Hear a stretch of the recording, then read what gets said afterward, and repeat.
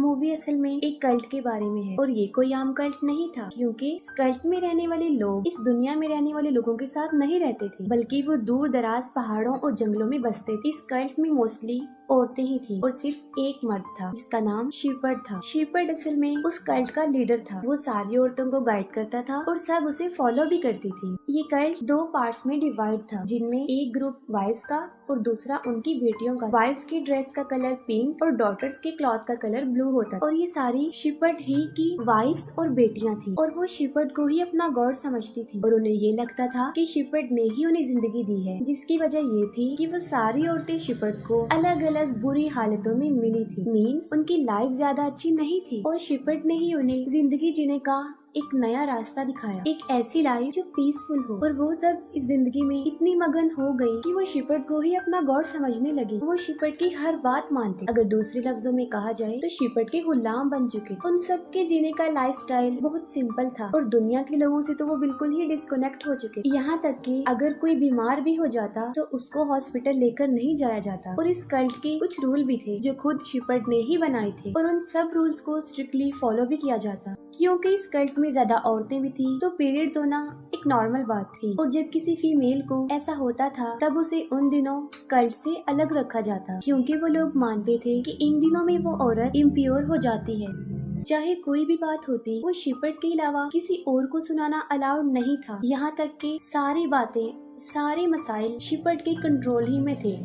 यहाँ तक कि खाना खाते वक्त, सोते वक्त, हर वक्त शिपर्ड को ही याद किया जाता, जैसे कि कोई इंसान प्रेयर कर रहा हो। और यही नहीं, उन्हें शिपर्ड पर इतना बिलीव था कि उन्हें लगता था कि शिपर्ड उन्हें इटर्नल लाइफ दे सकता है। शिपर्ड की बेटियों में से जो उसकी मोस्ट फेवरेट बेटी थी, जिसे वो सबसे ज्यादा लाइक करता था, उसका नाम सेला था। इसकी वजह ये थी कि वो समझता था कि सेला बिल्कुल प्योर है और वो भी बाकियों से अलग ही थी। और उसकी माँ की डेथ तब हुई थी जब उसकी मदर ने उसे पैदा किया था। सेला उससे हमेशा अपनी मदर के बारे में पूछती थी, लेकिन शिपर्ड ने कभी भी उसे क्लियरली आंसर नहीं किया। बस वो यही कहता था कि तुम्हारी वहाँ माँ बहुत ही खूबसूरत थी और तुम भी बिल्कुल उसी जैसी ही हो। इस कल्ट में 2 और औरतें ऐसी थी जिन्हें बाकी कल्ट से अलग रखा जाता था, जो उन लोगों से थोड़ी दूरी एक कैबिन में रहती थी। इसके पीछे रीजन ये था, उनमें एक औरत जो काफी बीमार थी और शिपर्ड उसे कर्स्ड कहता था, और दूसरी औरत जिसका नाम सेरा था, शिपर्ड को लगता था कि वो अब इम्प्योर हो चुकी है। वो इसलिए क्योंकि उसने शिपर्ड की कुछ बातों को मानने से इनकार किया था। वो लोग उसे खाना तो देते थे लेकिन अपने पास नहीं बैठाते थे, सब उससे नफरत करते थे। इवन कि खुद सेला भी यही सोचती थी कि वो एक इम्प्योर औरत है। अगले दिन सेला जब भेड़ों को चराने लेकर जाती है तब वो फर्स्ट टाइम पीरियड्स को एक्सपीरियंस करती है और इससे वो काफी डर जाती है और उसकी समझ में कुछ नहीं आ रहा होता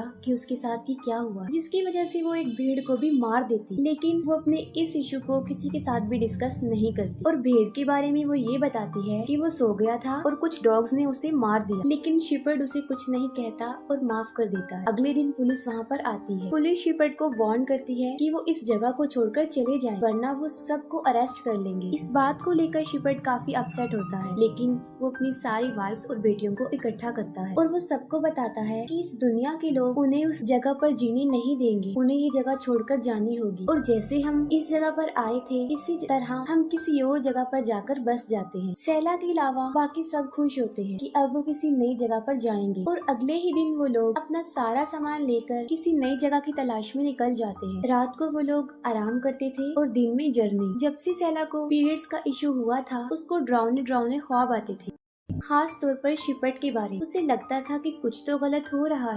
अपने इस सफर के दौरान उन्हें किसी जगह पर एक पुराना खाली घर भी मिल जाता है, क्योंकि वो सर्दी का मौसम था और बगैर शेल्टर के रहना तो बहुत मुश्किल था। और इतनी सर्दी होने के बावजूद भी शिपर्ड वहाँ रहने से इनकार कर देता है। वो कहता है कि हम यहाँ नहीं रह सकते, ये टूटे हुए लोगों का घर है। और वो कहता है कि हम इन लोगों से अलग हैं, हमें इन जैसा नहीं बनना। और वहीं पर वो रात को टेंट लगाकर रात गुजारते हैं। और फिर सेला की बहनों में एक को उसके पीरियड्स के बारे में पता चल जाता है। ये बात वो सबको बता देती है और शिपर्ड के कहने पर ही कुछ दिनों के लिए सेला को उस इम्प्योर सेरा के साथ रखा गया। इस दौरान सेला को काफी कुछ बताती है, खासतौर पर उसकी मदर और शिपट के बारे में। वो बताती है कि जब सैला पैदा हुई तब उसकी माँ बहुत बीमार थी, उसे इन्फेक्शन हो गया था, उसे डॉक्टर की जरूरत थी, लेकिन शिपट की वजह से उसे हॉस्पिटल नहीं ले जाया गया और फाइनली उसकी डेथ हो गई। तब सैला उससे पूछती है कि आप अभी तक यहाँ पर क्यों हैं? ये सब कुछ छोड़कर चली क्यों नहीं गई? जिस पर वो कहती है कि अब मैं इस जिंदगी की आदी हो चुकी हूँ और मुझे तो ये भी नहीं पता कि मैं कौन हूँ। लेकिन असल में उसके दिल में शिपट के लिए नफरत के सिवा कुछ भी नहीं था और वो शिपट की रियलिटी और इस कल्ट के बारे में सारा कुछ जानती थी। तभी उसे सबसे अलग रखा गया था ताकि वो बाकी औरतों को ना भड़का सके। और अब तो सैला को भी ये सब कुछ अजीब लगना शुरू हो गया था और वो भी आहिस्ता आहिस्ता शिपट से नफरत करने लग गई। लेकिन अपनी वो ये फीलिंग्स किसी के साथ भी शेयर नहीं करती थी क्योंकि बाकी तो उसे गॉड समझते थे। काफी दिन तक वो लोग अपने सफर पर चलते रहते हैं और शिपट उन्हें कहता है कि वो उन्हें हेवन में लेकर जाएगा और वहाँ उन्हें एक इटर्नल लाइफ देगा। उन औरतों में एक औरत जिसका नाम एड्रियल था और तब वो प्रेग्नेंट थी और सफर पर चलते हुए उसे याद आ जाता है कि अब उसकी डिलीवरी का टाइम आ चुका है। वो बहुत रोती है, बहुत चिल्लाती है, लेकिन ना तो वो सही जगह थी और ना सही टाइम। लेकिन ये उसके कंट्रोल में भी नहीं था। बाकी औरतें उसकी हेल्प करती हैं, लेकिन बर्थ देकर खुद उसकी डेथ हो जाती है। इस बात को लेकर बाकी सब तो काफी दुखी होते हैं, लेकिन शिपट को इसका जरा भी फर्क नहीं पड़ता और वो लोग वहीं पर उसकी डेड बॉडी को जला देते हैं। तब सैला आगे आती है और इस सब के लिए वो शिपट को ब्लेम करती है और वो कहती है कि इसकी मौत की जिम्मेदार तुम हो। और इसके बाद भी वो अपना सफर जारी रखते हैं, लेकिन सैरा अब उस कल्ट का पार्ट नहीं होती, वो उन्हें छोड़ चुकी होती है क्योंकि एड्रियल ने जिस बच्चे को पैदा किया था वो एक लड़का था और शिपट का असूल था कि कल्ट में सिर्फ एक ही मर्द होना चाहिए और यही वजह है कि वो उस बच्चे को वहीं छोड़ देते हैं और सैरा वहीं पर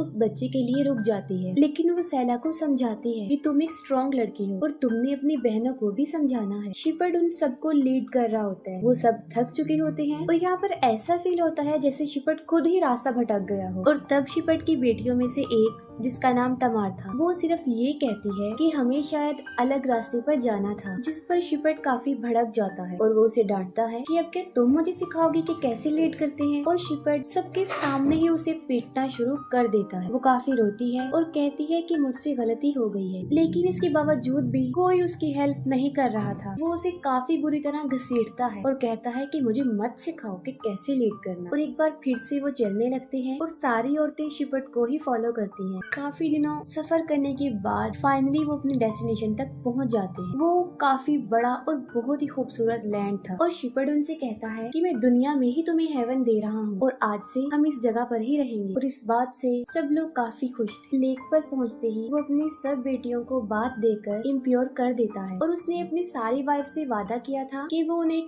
इटर्नल लाइफ देगा, लेकिन उन्हें ये नहीं पता था कि वो किस किस्म की इटर्नल लाइफ होगी। उसी रात शिपट सैला को अपने टेंट में बुलाता है, जिस पर सैला को काफी अजीब फील होता है और आधी रात को शिपट अपनी वाइफ्स को लेक तक ले जाता है और एक एक करके सबको पानी में डुबोकर मार देता है। सुबह जब उसकी बेटियां नींद से जागती हैं, तब वो देखती हैं कि उन सब की माएं मिसिंग हैं और इस सिचुएशन से वो सारी डर जाती हैं और शिपट के पास जाती हैं जो लेक के पास बैठा हुआ था और वहाँ पर उनकी माओ के कपड़े भी पड़े हुए थे। वो सब काफी रोती हैं और शिपट से पूछती हैं कि हमारी माएं कहाँ गई हैं, जिस पर वो कहता है कि मैं उन सबको इटर्नल लाइफ दे चुका हूँ। और साथ ही वो अपनी बेटियों को कहता है कि अब तुम्हें ही अपनी माओ की जगह लेनी होगी, तुम सभी मेरी बीवियां बनोगी और मेरी खिदमत भी करो। और वो सैला को कहता है कि तुम मेरी फेवरेट बीवी बनोगी और सबको लीड करो और मेरा फुल फोकस तुम पर ही होगा। जिस पर सैला आगे आती है और उसे कहती है कि मुझे तुम्हारी बीवी नहीं बनना और ना ही मुझे तुम्हारा ग्रेस चाहिए। जिस पर शिपट को काफी गुस्सा आता है और वो सैला को स्लैप कर देता है। सैला को भी काफी गुस्सा आता है और वो अपने गुस्से को कंट्रोल ना करते हुए शिपट को भी स्लैप कर देती है। इसके बाद हमें पुलिस वाले दिखाए जाते हैं जिन्हें लेक पर बहुत सारी औरतों की डेड बॉडीज मिलती है और जंगल में शिपट की डेड बॉडी भी मिलती है जिसे किसी ने बहुत बुरी तरह मारा हो और जाहिर है उसे किसी और ने तो नहीं मारा होगा, उसे उसकी बेटियों ने ही मारा था। और अब वो सब बहनें अपनी मर्जी से जिंदगी जी रही थी। इस मूवी का बड़ा फैक्ट ये है कि वो एक जालिम मर्द था जिसका मकसद औरतों को अब्यूज करने के अलावा और कुछ भी नहीं था। वो इतना बुरा था कि उसका अंजाम भी बुरा ही हुआ। आखिर वो उनके हाथों ही मारा गया और इसके साथ ही मूवी एंड हो जाती है।